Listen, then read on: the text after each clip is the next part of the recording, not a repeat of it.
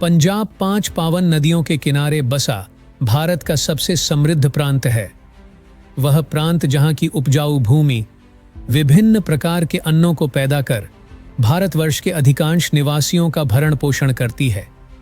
प्रेम, संतोष, धैर्य, संयम, त्याग, स्वाभिमान एवं समृद्धि, इन बातों से पंजाब का वास्तविक स्वरूप प्रकट होता है। परंतु पंजाब की पहचान केवल इन्हीं गिनी चुनी वस्तुओं तक सीमित नहीं है। इसकी मिट्टी से आने वाली खुशबू में उन देशभक्तों के खून की खुशबू भी मिली हुई है, जिन्होंने देश पर अपना सब कुछ न्यौछावर कर दिया। कहते हैं कि स्वतंत्रता संग्राम में सबसे अधिक क्रांतिकारी इस धरती की मिट्टी से जन्मे थे। इन क्रांतिकारियों के मन में केवल एक ही चाह थी, जीवन का एक ही लक्ष्य था। भारत माता को गुलामी की बेड़ियों से आजाद कराने का लक्ष्य। स्वतंत्रता से पहले पंजाब का अधिकांश भाग सिंध प्रांत तक फैला हुआ था। विभाजन के उपरांत यह क्षेत्र पाकिस्तान की सीमा में चला गया। इसी पंजाब के लायलपुर जिले में बंगा नामक एक छोटा सा गांव था। यह गांव खालसा सरदारों से संबंधित था। इनका इतिहास बड़ा ही शौर्ययुक्त और गौरवशाली था। इनके पूर्वज महाराजा रणजीत सिंह के दरबार में खालसा सरदार के नाम से प्रसिद्ध थे। उनकी सहायता से ही महाराजा रणजीत सिंह ने सिख साम्राज्य का विस्तार किया। इस दौरान उन्होंने अनेक राज्यों के साथ साथ शक्तिशाली पठानों को भी धूल चटाई। इतना ही नहीं, अंग्रेजों के विरुद्ध भी उन्होंने वीरता और शौर्य का अद्भुत उदाहरण प्रस्तुत किया था। अंग्रेजों की नजर पंजाब पर थी। वे उसे हड़पना चाहते थे, परंतु वो सही मौके की तलाश में थे। पठानों से युद्ध के बाद सिखों को कमजोर समझकर अंततः उन्होंने पंजाब पर आक्रमण कर दिया। लेकिन महाराजा रणजीत सिंह के नेतृत्व में खालसा सरदारों ने अंग्रेजों को नाकों चने चबाने के लिए विवश कर दिया था। इन्हीं महान खालसा सरदारों के वंशज थे सरदार अर्जुन सिंह, जो कि बहुत ही क्रांतिकारी विचारों वाले देशभक्त इंसान थे। सरदार अर्जुन सिंह खेती बाड़ी करके परिवार का भरण पोषण करते थे।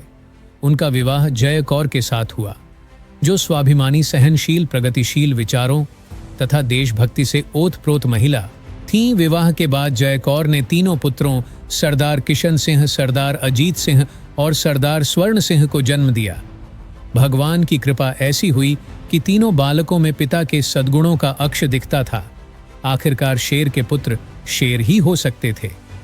उन दिनों ब्रिटिश सरकार के प्रति वफादारी दिखाने तथा जी हुजूरी करके सामाजिक एवं आर्थिक लाभ उठाने की परंपरा चल पड़ी थी।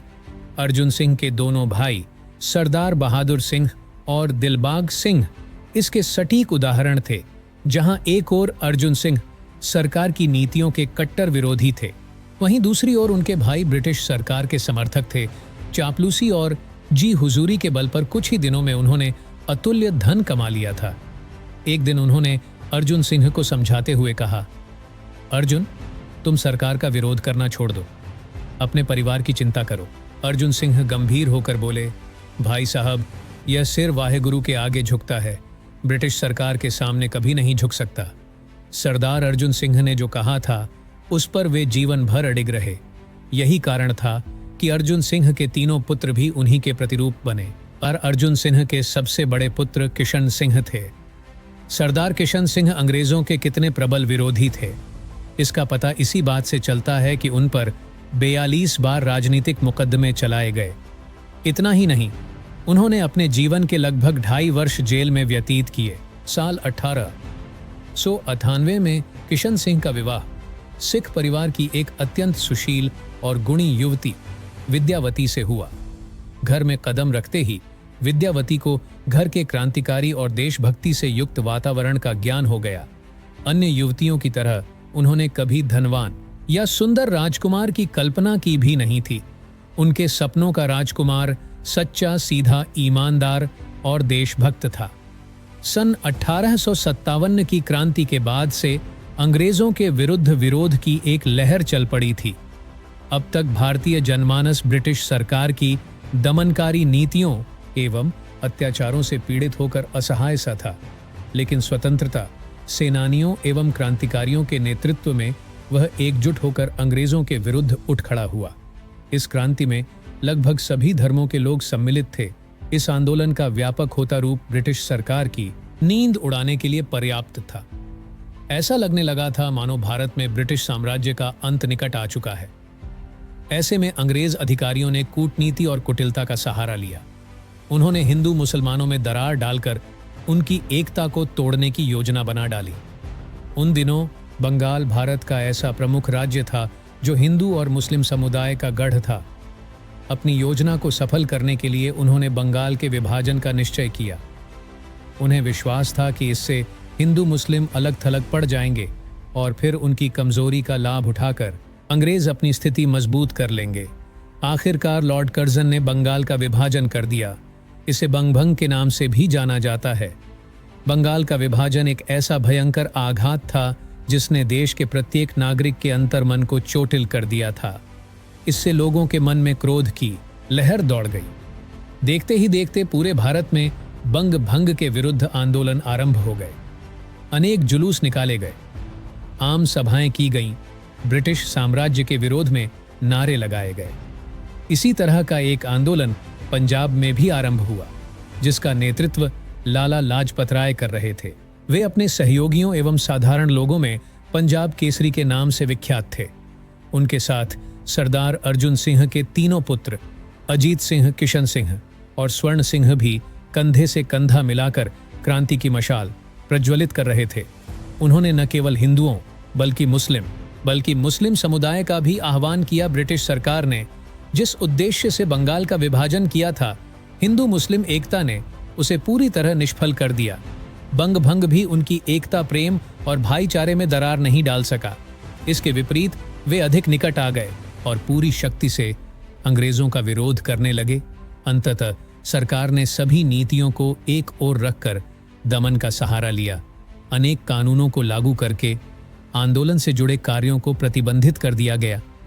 स्थिति इतनी बिगड़ गई कि शांतिपूर्वक किए जाने वाले प्रदर्शनों का भी संघ द्वारा दमन किया गया। इसी बीच 1818 के रेगुलेशन 3 को वर्ष 1907 में लागू किया गया। सरकार को मानो ब्रह्मास्त्र मिल गया।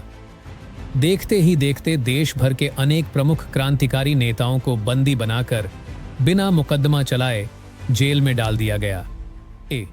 इनमें अजीत सिंह भी सम्मिलित थे। वे लाला लाजपत राय के साथ बर्मा की मांडले जेल में बंद थे। अजीत सिंह के बाद आंदोलन की कमान किशन सिंह और स्वर्ण सिंह ने संभाल ली। अजीत सिंह को बंदी बनाकर सरकार पंजाब आंदोलन की समाप्ति की बात सोच रही थी, परंतु किशन सिंह और स्वर्ण सिंह ने इस विषय पर उन्हें पुनः सोचने पर विवश कर दिया। अंततः दोनों भाइयों को भी बंदी बना लिया गया। जेल में उन्हें एक ही कोठरी में रखा गया था। जिन दिनों उन्हें बंदी बनाया गया, उन दिनों विद्यावती गर्भवती थीं। जेल की दिनचर्या में थोड़ी सी फुर्सत मिलते ही दोनों भाई अक्सर आने वाले बच्चे के बारे में बातें किया करते थे।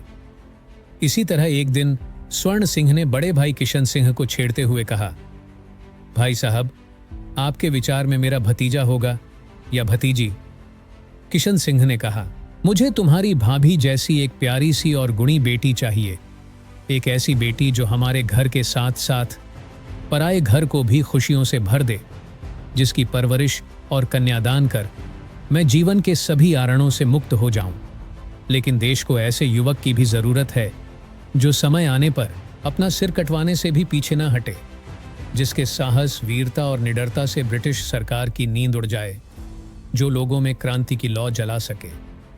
देश की जरूरत मेरी इच्छा से अधिक महत्वपूर्ण है, इसलिए मुझे विश्वास है कि तुम्हारा भतीजा ही होगा। वह दुनिया भर में हमारा और हमारे कुल का नाम रोशन करेगा। मानो उस दिन सरदार किशन सिंह की जुबान पर सरस्वती खुद विराजमान थी और कुछ ही दिनों में उनके घर एक ऐसे बच्चे का जन्म होने वाला था जिसने ब्रिटिश सरकार की जड़ों को हिलाकर रख दिया और भारतवर्ष के इस गौरवशाली इतिहास में अपना और कुल का नाम हमेशा हमेशा के लिए अमर कर दिया। उस बच्चे का नाम अमर शहीद भगत सिंह है, जिनके जीवन की पूरी कहानी हम इस series story of Bhagat Singh में जानने वाले हैं। उम्मीद है आप भी हमारे साथ इस सफर में जुड़कर गौरवान्वित महसूस करोगे। तो दोस्तों, जल्द ही मिलते हैं भगत सिंह के जन्म की शानदार कहानी के साथ अगले एपिसोड में। बहुत बहुत धन्यवाद।